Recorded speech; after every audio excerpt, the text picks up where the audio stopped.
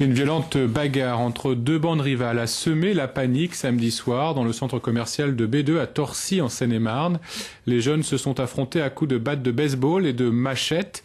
14 personnes, dont 9 mineurs, ont été déférées au parquet. Sur place, Peggy Moget et Audrey Natalizzi. Les premiers incidents ont commencé vers 20 h samedi soir en gare RER de Torcy. Deux bandes se rencontrent et commencent à se bagarrer. La première est originaire de Torcy, l'autre de Noisiel, la commune avoisinante. Les groupes se poursuivent et s'affrontent de plus en plus violemment avec des marteaux et des hachettes jusqu'à ce centre commercial, un lieu très fréquenté le samedi soir. Ils ont commencé à balancer le tabouret qui était dans le galerie et puis la poubelle et tout. Après, l'autre bande de gens qui sont déclenché le lot pour le pompier, là, le lot pression, là. Ils ont balancé le lot dans la galerie.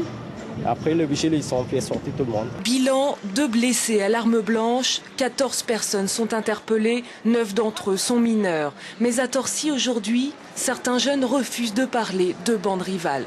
Il y avait un clip qui était tourné là, sur Torcy, et des jeunes de la ville qui promouvaient leur album.